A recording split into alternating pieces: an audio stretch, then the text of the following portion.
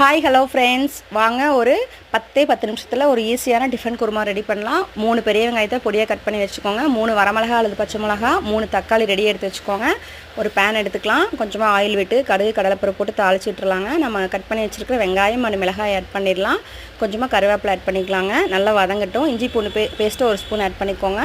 அப்புறம் அந்த தக்காளி நம்ம மிக்சியில் போட்டு ஃபைன் பேஸ்ட்டாக அரைச்சி எடுத்துகிட்டு வந்துடலாம். அது இதில் ஆட் பண்ணிக்கலாம். ஒரு பிஞ்ச் உப்பு, கொஞ்சமாக மஞ்சள் தூள் போட்டுங்க. அடுப்பை சிம்மில் வச்சு நல்லா வதக்கி விட்டுருங்க. இப்போது நம்ம ஒரு 2 டேபிள் ஸ்பூன் கடலை மாவை ஒரு கப்பில் தனியாக கரைச்சி வச்சுருக்கலாம். அது அதில் ஆட் பண்ணிக்கிறோம். ஆட் பண்ணிவிட்டு குழம்புக்கு தேவையான அளவு உப்பு அண்டு குழம்புக்கு தேவையான அளவு தண்ணி சேர்த்திட்டுங்க. காரத்துக்கு ஒரு ஸ்பூன் கரம் மசாலா சேர்த்திடுங்க. 10 நிமிஷம் அடுப்பை சிம்மில் வச்சு மூடி வச்சுருங்க. குழம்பு நல்லா கொதிச்சு வரும். இப்போ மல்லித்தலை தூவி இறக்கிட்டிங்கன்னா டக்குன்னு ஒரு டிஃபன் குருமா நம்மளுக்கு ரெடி ஆயிரும். டேஸ்ட்டாகி சூப்பராக இருக்கும். நீங்கள் தேங்காய் அரைச்சி ஊற்றி வைக்கிற குருமாவோட இதை ஈஸியாக செஞ்சிடலாம். செஞ்சு பார்த்துட்டு கமெண்ட் பண்ணுங்கள். தேங்க்யூ.